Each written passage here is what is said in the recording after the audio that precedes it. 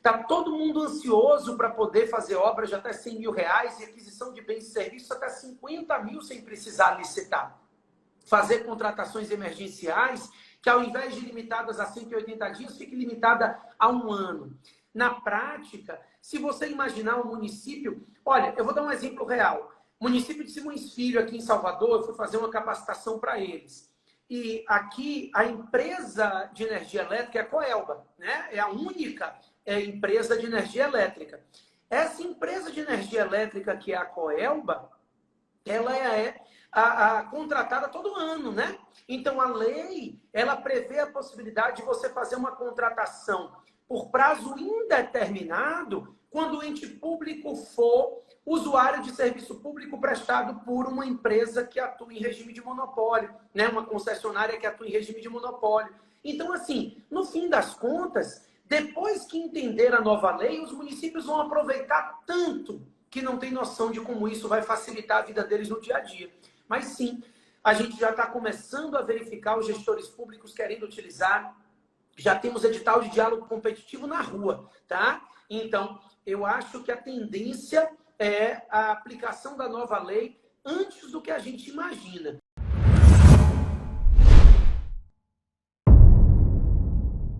Boa noite, pessoal!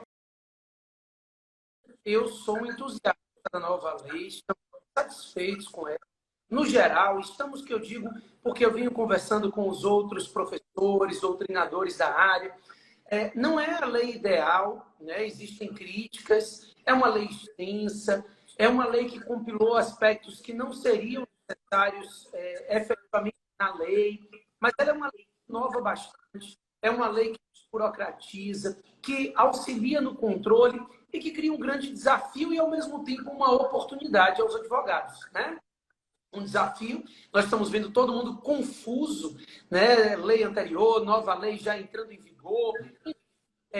Ficou confusa essa forma de atuação da própria lei, e isso tem gerado um desafio e vai gerar um desafio, mas, ao mesmo tempo, eu enxergo essa lei como uma grande oportunidade, né? Uma grande oportunidade para aqueles que pretendem conduzir essa mudança, que pretendem se especializar na área, aproveitar a nova lei para conseguir ser esse agente de condução da mudança, né? E eu acho que surge um novo regramento jurídico, você abre espaço para novas pessoas que estão interessadas em se atualizar e conduzir as mudanças. Então, eu acho que quem estiver disposto a aprender a nova lei vai aproveitar uma grande oportunidade que surge com o nascimento dela, né? Cada pequeno município, cada associação, vai estar todo mundo louco procurando aquele que entende a nova lei. E eu acho que é isso aí. É aproveitar essa oportunidade que os advogados devem fazer. Vamos lá. A lei tem um prazo maior para os pequenos municípios se inserirem nas regras e exigências do Portal Nacional. Mas para a lei, não. Na verdade, todos os municípios, todos os entes federativos terão 2 anos para começarem a realizar procedimentos licitatórios seguindo as regras da nova lei.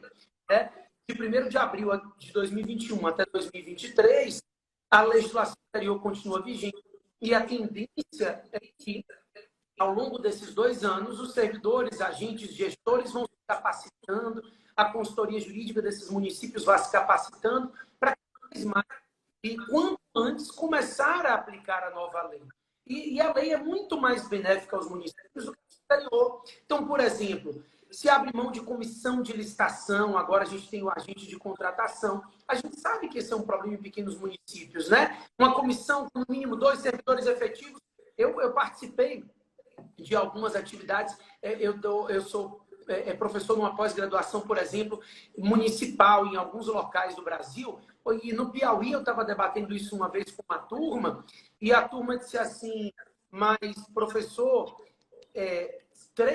dizer que são 2 servidores, pelo menos, no mínimo 3, pelo menos 2 efetivos, na Câmara do município onde eu trabalho, não tem nem servidor efetivo 2. A lei, ela traz um procedimento mais simples para esses municípios. Talvez eles tenham uma dificuldade inicial, que é a dificuldade de capacitar o seu pessoal, mas hoje, com cursos online, com tanto acesso à informação, eu acho que se houver vontade e boa vontade nessa consultoria, nessa capacitação, ele vai conseguir fazer isso. E a verdade é que a nova lei ela é muito mais benéfica no que tange ao procedimento para os municípios do que a legislação anterior, né? Então, os municípios agora vão poder contar com uma lei que cria regramento que atua diretamente no próprio município, né? Facilitando essa atividade no âmbito municipal, ampliando a competição para esses municípios. Olha, o simples fato do próprio Portal Nacional de Contratações Públicas poder ser a plataforma de licitação e o município poder usar essa plataforma já facilita bastante para esses entes. Eu acho que, passada essa fase de capacitação, as coisas melhoram para os municípios. É uma lei que entende um pouquinho, não tanto quanto deveria, mas um pouquinho mais a realidade deles. Eu tenho uma turma, o especialista reconhecido tem a primeira turma, alguns procuradores municipais. E a maioria deles, e gestores municipais, estão doidos para começarem a usar a nova lei de licitação, principalmente na dispensa, né? Então, triplicaram-se os valores de dispensa. Está todo mundo ansioso para poder fazer obras de até R$100 mil e aquisição de bens e serviços até 50 mil sem precisar licitar. Fazer contratações emergenciais que, ao invés de limitadas a 180 dias, fique limitada a 1 ano. Na prática, se você imaginar um município... Olha, eu vou dar um exemplo real. O município de Simões Filho, aqui em Salvador, eu fui fazer uma capacitação para eles. E aqui, a empresa de energia elétrica é a Coelba, né? É a única empresa de energia elétrica. Essa empresa de energia elétrica, que é a Coelba, ela é contratada todo ano, né? Então, a lei, ela prevê a possibilidade de você fazer uma contratação por prazo indeterminado quando o ente público for usuário de serviço público prestado por uma empresa que atua em regime de monopólio, né? Uma concessionária que atua em regime de monopólio. Então, assim, no fim das contas, depois que entender a nova lei, os municípios vão aproveitar tanto que não tem noção de como isso vai facilitar a vida deles no dia a dia. Mas sim, a gente já está começando a verificar os gestores públicos querendo utilizar. Já temos edital de diálogo competitivo na rua, tá? Então, eu acho que a tendência é a aplicação da nova lei antes do que a gente imagina. Toda oportunidade vem acompanhada, como eu falei do início, de um desafio, né? Então, eu digo a todos que os atos de improbidade nas licitações, eles foram inseridos na Lei 8429 no artigo 10. Ou seja, são atos que podem se configurar a título de dolo ou a título de culpa. O que faz com que a imprudência, a negligência e a imperícia do gestor possam ser levadas em consideração para fins de prática de atos de improbidade. Então, o desconhecimento de aspectos da nova lei pode vir a ensejar uma responsabilização pela prática de procedimento licitatório ilegal. E eu vou ser sincero, Elias, eu costumo dizer que normalmente quem está aí encralacrado com órgãos de controle são pessoas de boa fé. As de má fé são bem estudiosas, sabem exatamente tudo que tem que ser feito para burlar as regras. São as pessoas de boa fé que, na melhor das intenções, acabam direcionando ali equivocadamente um procedimento licitatório, às vezes com o intuito de melhorar a qualidade mesmo daquele bem ou serviço, né? O que a gente fica vendo é que a lei, ela inseriu um capítulo de controle do Tribunal de Contas específico para isso. A lei, na parte das sanções, permitiu a possibilidade de aplicação conjunta dessas sanções com as sanções da Lei Anticorrupção Empresarial, que é a Lei 12.846, lá nos artigos 155 a 161, né? Então, a lei, ela se trata de uma lei muito mais rígida no que diz respeito ao controle. E é normal, porque ela é uma lei que simplifica o procedimento licitatório, né? E a maior preocupação do gestor e do legislador é essa: olha, simplificou o procedimento licitatório, vai abrir espaço para fraude. Não é verdade. Primeiro, eu digo que a lei nasce num contexto em que a gente enxergou que nos últimos quase 30 anos não é uma realidade achar que um procedimento mais moroso e tradicional evita a corrupção, né? A gente tem aí um histórico demonstrando que isso não é a nossa realidade. Então, na prática, a busca por essa quebra de corrupção, quebra de lisura. Essa busca vem se dando no texto da lei por meio de critérios de fiscalização diferenciados. Olha, eu não vejo a hora de um município que decidiu aí, sei lá, de repente um consórcio municipal que decidiu fazer uma grande obra, montar uma exigência de uma cláusula de retomada no contrato de garantia, né? O performance bond, como a gente chama ali com step-in. Por quê? Porque a própria seguradora vai ser a maior fiscalizadora desse contrato. E no fim das contas, os equívocos que surgirem ao longo dessa lei vão gerar responsabilização e vão ser erros, no fim das contas, como a lei é muito detalhada, porque ela pegou muitas disposições que eram infralegais, como a IN5, muitas decisões jurisprudenciais do Tribunal de Contas, jogou tudo para dentro da lei, duplicou o tamanho da lei. Então, por ser muito detalhada, um erro de expressa dicção legal é um erro grosseiro. E olha o artigo 28 da LINDB sendo aplicado para a responsabilização do agente e até para a responsabilização do parecerista, né? Desde 2019, em que a LINDB, 2018 e a regulamentação em 2019, em que a LINDB passou a responsabilizar os agentes públicos por atos e opiniões. Nós, pareceristas, porque eu também sou, né? Começamos a entender o cuidado diferenciado que a gente precisa ter. E esse cuidado diferenciado parte também de uma análise de capacitação. E nessa transição da nova lei, os problemas começam a se multiplicar, né? Porque aí a gente entra no desconhecido. E por isso eu acho que a responsabilização do gestor ela vai acontecer com maior frequência para aquele gestor que não esteja capacitado, muito mais do que o gestor de má-fé. Eu acho que aquele que não esteja com a qualificação necessária, ele vai acabar cometendo equívocos que podem configurar aí uma responsabilização. E realmente isso faz com que, da mesma forma que gere o desafio para o gestor, gere a oportunidade para aquele sujeito que sabe licitação. Porque agora, ao invés do gestor querer uma assessoria jurídica de um parente, ele vai querer a assessoria jurídica de alguém que saiba efetivamente. Porque se esse parente não ajudar ele, ele se responsabiliza. Então, ter alguém que dê suporte às suas decisões é tudo que um gestor vai precisar nesse momento. E aí é aí que nasce a oportunidade desses advogados.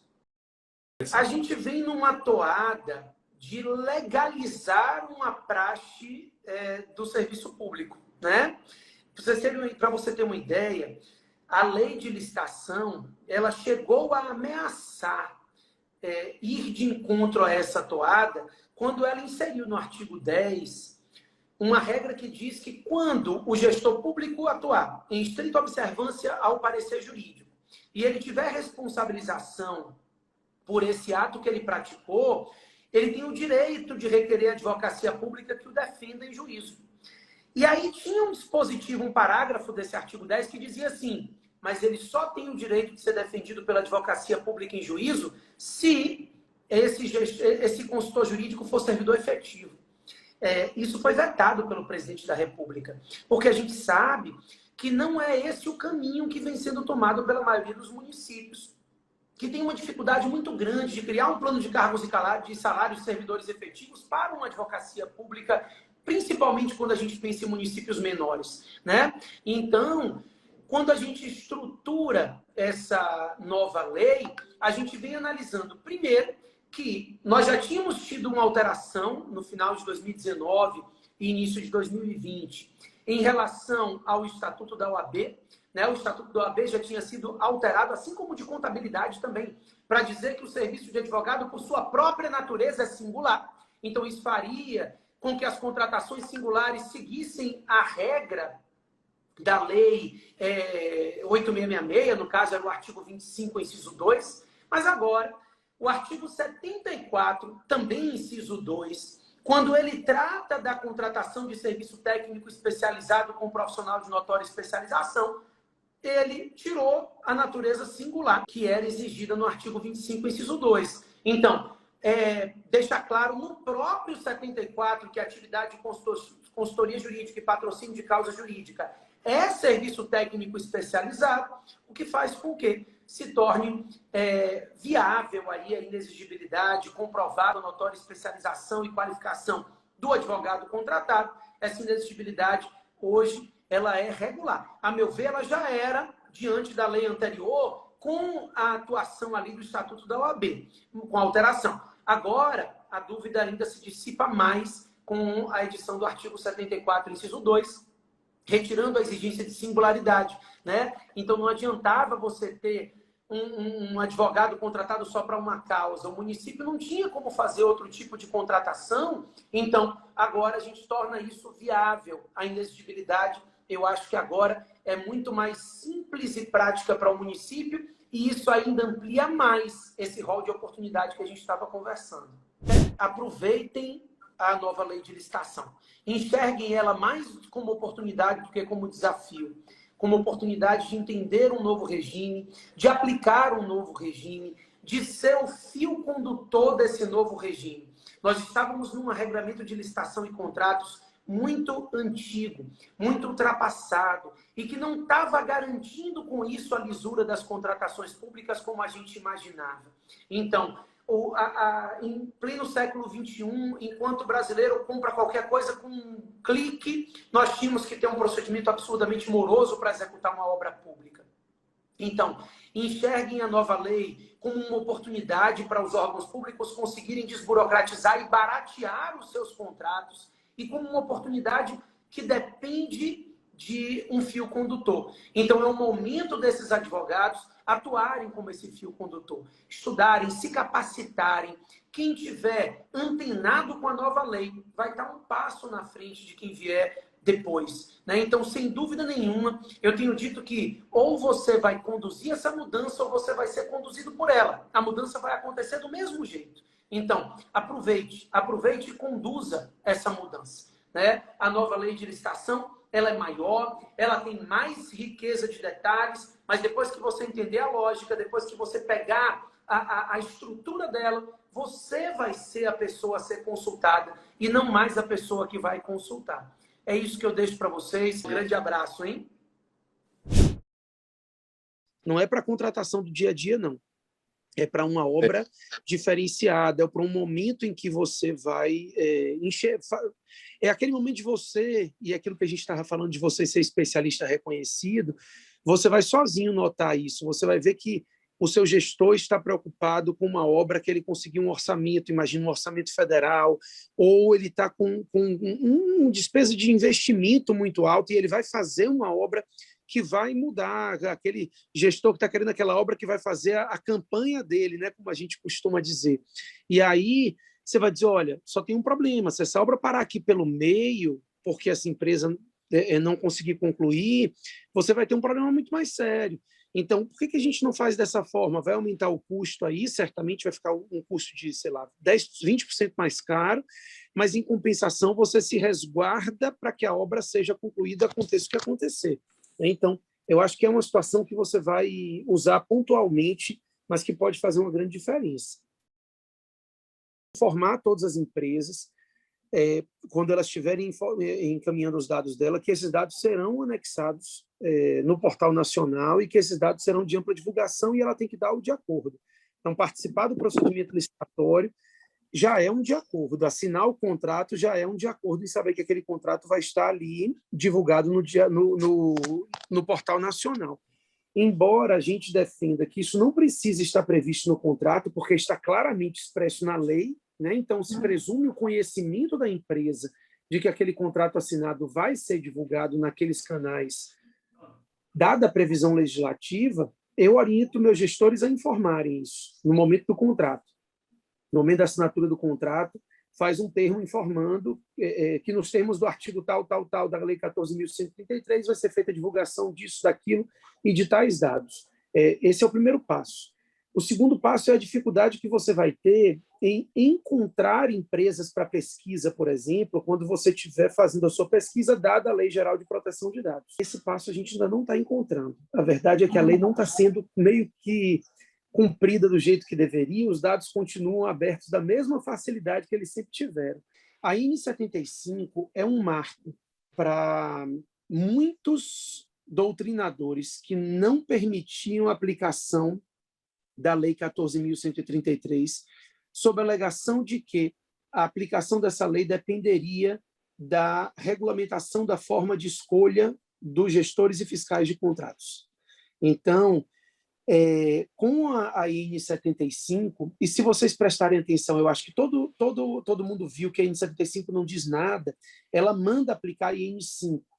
Então, qual é o ponto positivo? O ponto positivo é que aqueles que já atuam com licitações e contratos vão ter um probleminha a menos, né, de estudo, porque a IN 5 ela é utilizada por nós desde 2017 no âmbito federal, e por isso, quem atua com a utilização da IN 5 viu poucas mudanças no que diz respeito, poucas não, nenhuma, né, no que diz respeito à escolha de gestores e fiscais, porque a IN 75 sequer teve o cuidado de repetir as disposições, ela simplesmente remeteu a IN 5 de 2017.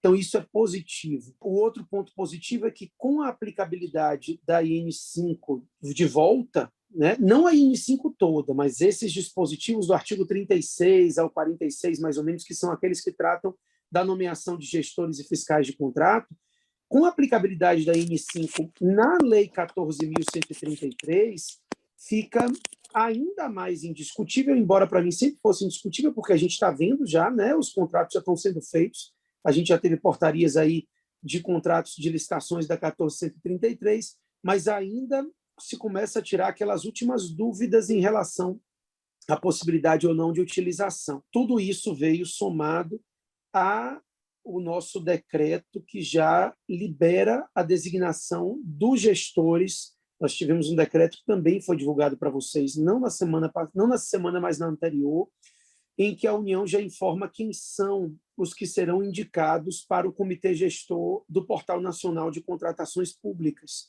Então, o portal já está no ar, mas o Comitê Gestor ainda não está montado 100%.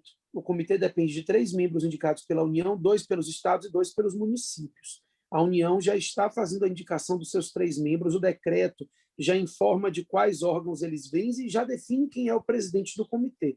Então, assim, está sendo tudo muito rápido. Eu estou muito feliz com isso, porque eu estava ouvindo meus colegas, pessoas que eu gosto muito, que são queridas, mas dizendo, olha, eu não tenho nenhuma dúvida que em 2023 vai se prorrogar a vigência da 8666, porque a gente não vai ter conseguido montar a 14.133 ainda. E isso não é verdade. Está todo mundo trabalhando duro, está saindo IN a cada 15 dias, ninguém nunca viu o governo federal, no que diz respeito à produção normativa, trabalhar com tanta rapidez e intensidade nas produções de atos normativos, e a gente está com tudo montado. O Portal Nacional, até eu fui surpreendido, que imaginava que saísse em setembro, e ele está no ar desde o início de agosto. Eu acho que a gente está mesmo a um passo de ir paulatinamente substituindo a legislação anterior.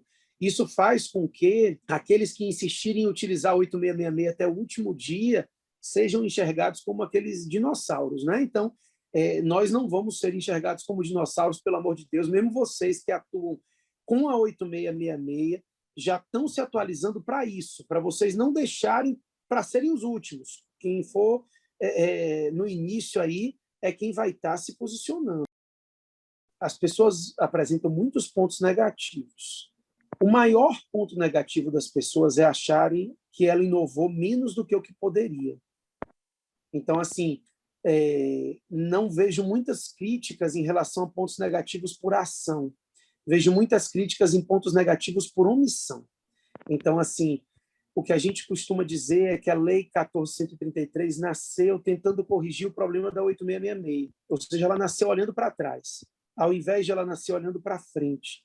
Existem muitas novidades no mundo que ela fingiu não ver, o que faz com que, na minha concepção, hoje, isso não seja negativo, porque já é uma guinada muito grande que está sendo dada, mas talvez torne ela desatualizada numa rapidez maior do que o que a gente imagina. Daqui a 5, 6, 7 anos, talvez a gente precise editar leis emendando essa lei. A interpretação mais benéfica possível, pedindo para ler à luz do artigo 7º, para dizer que é preferencialmente. Eu também defendo, e alguns doutrinadores defendem isso comigo, que nesse ponto eu sou minoritário.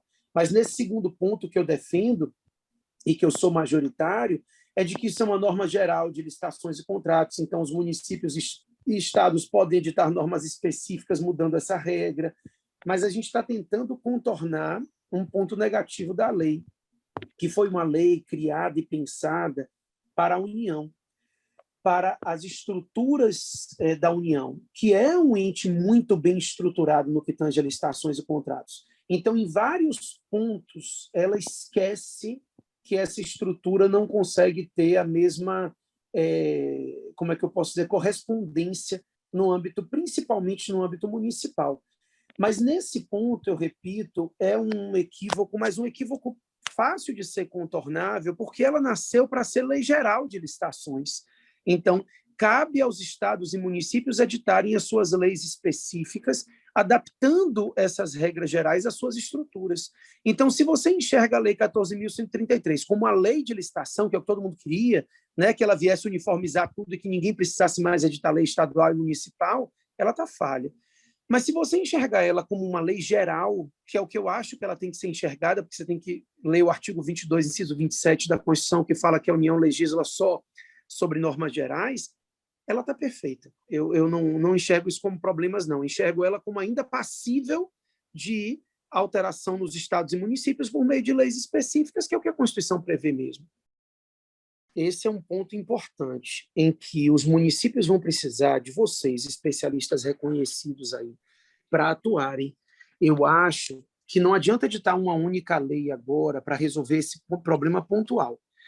Os municípios e os estados vão ter que editar as suas normas específicas de licitação. Então, vocês conhecem a norma geral, né, e já estão conhecendo de cabo a rabo, porque a gente está trabalhando ela, né, passo por passo. Então, conhecendo essa norma geral de licitações e contratos, o que a gente espera agora é que os municípios editem as suas leis específicas e adaptem algumas estruturas, dentre elas a estrutura do agente de contratação. Isso, no fim das contas, vai se tornar algo muito benéfico para o município. A gente sabe que o município conseguia se virar com o pregoeiro, mas toda vez que tinha que fazer uma obra, ou tinha que montar uma comissão com 3 membros, pelo menos 2 efetivos. E isso sempre foi muito difícil para municípios. Então, você permitiu o agente de contratação para tudo, inclusive para a obra. Se você vai gerar essa estruturação do município por meio da sua lei municipal, você vai facilitar bastante a vida dele.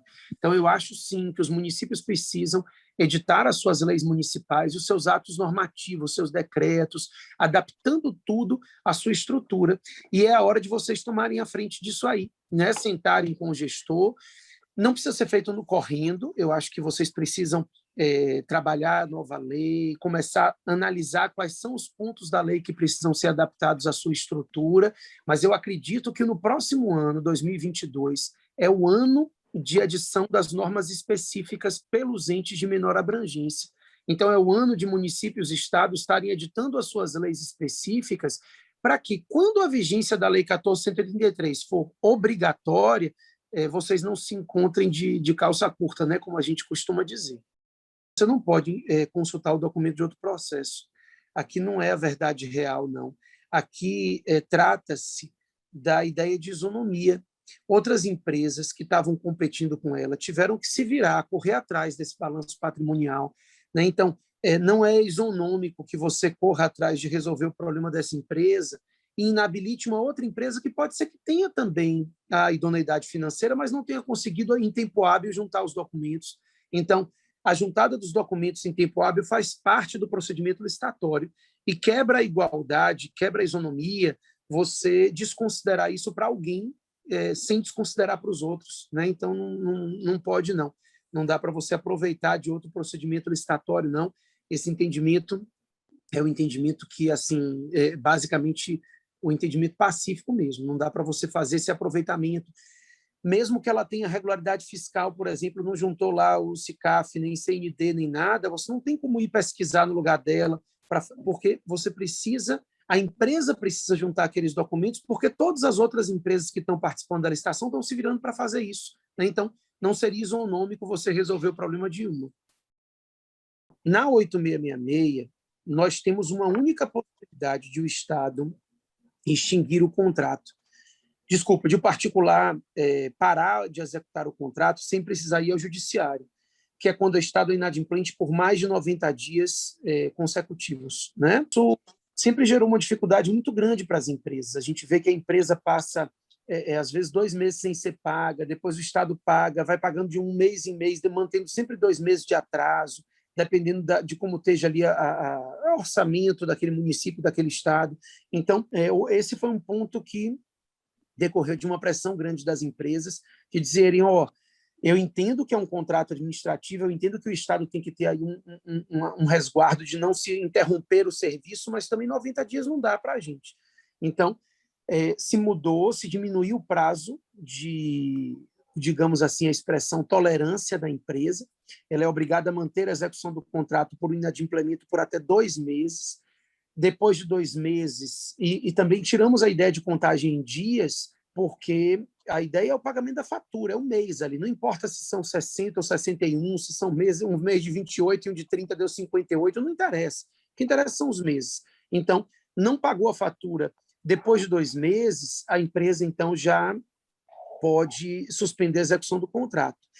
O outro ponto é aquela situação em que o Estado suspendia a execução do contrato com a suspensão do pagamento. Até por 3 meses seguidos não é muito comum, mas você via assim, o Estado suspendia 20 dias, daqui a pouco voltava, daqui a pouco ele suspendia 20 dias, daqui a pouco ele voltava.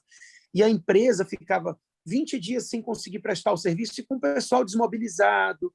Então, isso gerava um custo para essa empresa muito grande. Então, hoje, se o Estado fizer isso durante 90 dias, for interrompendo, suspendendo o contrato sem pagar em momentos pontuais, mas ao longo de 90 dias, somando tudo der 90 dias, a empresa também pode dizer que ela não tem interesse em continuar a execução do contrato. São prerrogativas dadas ao particular, né? Porque o Estado já possui todas as prerrogativas, então, na verdade, não é uma prerrogativa dada ao particular, mas uma diminuição da prerrogativa do Estado, porque se a gente fosse manter a relação contratual privada, com 1 dia de não pagamento, a empresa já ia dizer também que não ia fazer a parte dela. Mas eu reduzo, minimizo ali as prerrogativas estatais de inadimplemento. Você vai precisar respeitar as normatizações federais. E isso é um ponto importante, tá? Que eu estava com um aluno falando isso, olha, mas eu trabalho com município, eu quero ser consultor de município, então para que eu estou analisando essas normatizações federais? E aí é que vai fazer a diferença o especialista reconhecido, né? É aí o momento que você vai mostrar que essa normatização federal ela vai ser usada para muitas contratações municipais, porque tudo que diga respeito à verba federal para contratações ou repasse federal não obrigatório, você vai precisar respeitar a normatização federal, né? Por óbvio, não o repasse obrigatório ali de fundo, mas qualquer repasse não obrigatório da União e essa verba federal sendo utilizada pelo município vai ter que respeitar todas as INs e normatizações federais para a contratação daquele município ali.